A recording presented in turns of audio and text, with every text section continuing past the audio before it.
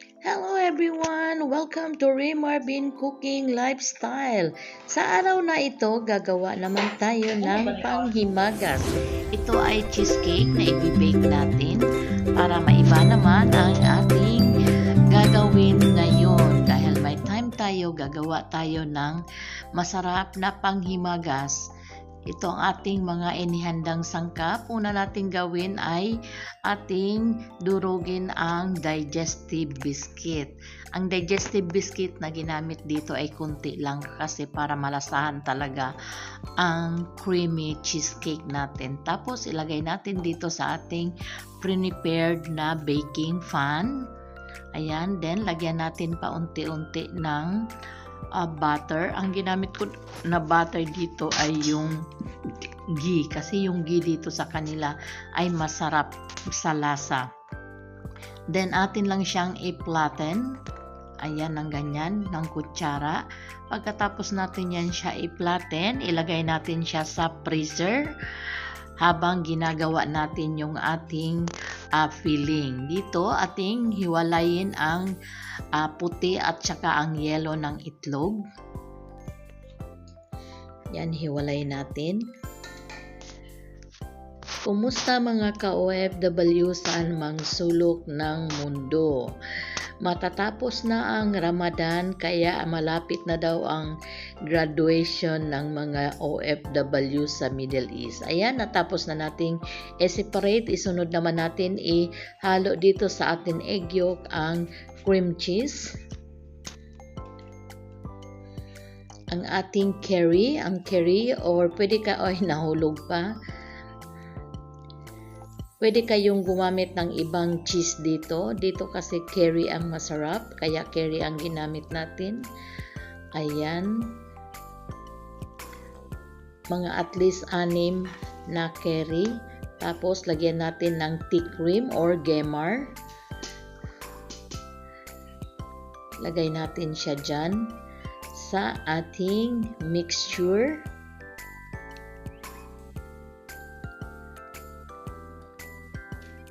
Ating kayurin kasi sayang yung laman.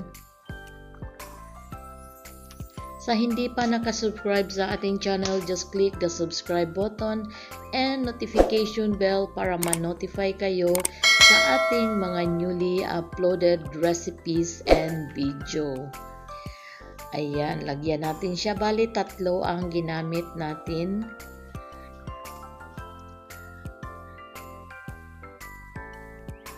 Ayan mga ka-OFW, atin yan siyang kayurin kasi para hindi masayang. Then maglagay tayo ng Dream Whip or cream powder. Then ang ating baking powder. Ang ating 1 can na condensed milk. Ayan, ihalo-halo natin. Tapos iaano natin yan siya. Atin yan siya i-mix. Pwede kayong gumamit ng hand mixer or whisk. Ayan, ating kayurin ang ating condensed milk para lahat hindi masayang yung ating ingrediente. May tatapon dahil mahal pa naman yan. Then magdagdag tayo ng vanilla. Then magkayod tayo. Kailangan natin ng lemon zest. Pero ang lemon zest mamaya na natin yan i-prepare lang natin. Ayan, atin na yan siyang i-mekos hanggang mag-well combine ang lahat ng ingredients at mag-double size yan siya. Ayan, i-mix lang natin. Again, sa hindi pa nakasubscribe sa ating channel, just click the subscribe button and notification bell para man-notify kayo sa ating mga newly uploaded video. Ayan, medyo nag-double size na ang ating mixture. Ayan, continue pa rin hanggang mag-fluffy. Then, magdagdag tayo ng sugar.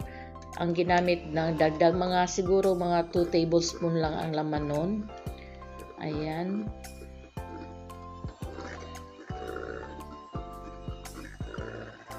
panghimagas naman ang ating punteriya ngayon. Ayan, pagkatapos natin, set aside muna natin at atin namang gawin ang ating egg whites. Pag nag-beat pala tayo ng egg white, kailangan walang tubig para mag-double size talaga siya at saka mag-fluffy.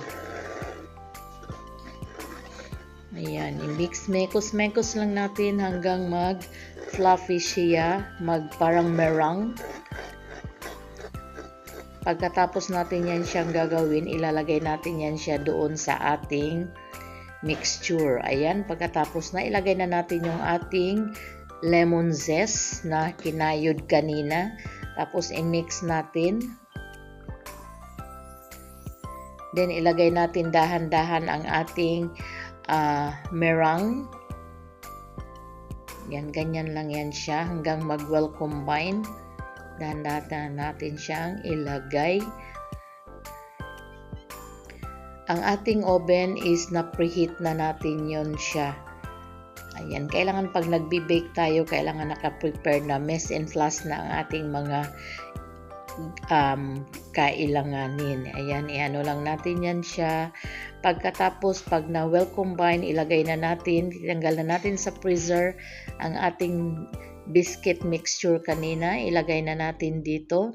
Ang ating baking pan, nilagay natin ng parchment paper sa bottom at saka sa side kasi para mamaya pag tinanggal, mabilis na lang nating matanggal pero ano man din, ano lang natin yan siya, taktak para mawala yung excess bubbles. Then, lagyan natin ng aluminum foil sa baba bago natin ilagay sa ating baking pan na may tubig. Ang pagtawag nito ay bain-marie. Then, atin na siyang ilagay sa oven. I-bake natin yan siya ng mga 45 minutes. Ayan. After 45 minutes, ito na ang ating cheesecake. Ayan na ang ating cheesecake, diba? Nag-brown na siya. Tanggalin natin siya sa tubig. Dahan-dahan lang kasi mainit. Ayan, natanggal na natin siya. Then, ilagay na natin ang ating toppings. Kahit anong toppings, pwede kayong gumamit dito. Depende na sa inyong panglasa. Ito kasi ang available dito sa kitchen at malapit nang ma-expire kala ating gagamitin para hindi masayang. Panay tago lang sila amo kaya kinuha namin at ginamit namin para makain naman namin ng aking mga kasamahan dito sa bahay. Ayan, di ba ang sarap? Ang ganda-ganda ng ating. Then, atin lang siya i-spread out. Then, i-chilled lang natin siya hanggang mag-set ang ating cheesecake. Kasi maganda ang cheesecake, malamig kainin. I-chilled lang natin siya ng mga 2 hours or 2 to 3 hours. Ayan, then pwede na natin yan siyang i-serve sa ating mga kasamahan. Ayan, diba? Yummy talaga ang ating ginawa. Pwede ito pang negosyo. Then, after na-chilled na natin, tikiman time naman dito ngayon. Ayan, diba? Ang sarap ng ating panghimagas. Ayan, very floppy. Oops, ayun, natumba pa ang ating, wow, okay lang yan, at least, yan, diba? Wow, yummy. Thanks po, ayan, maraming salamat. Thanks for watching. Bye-bye.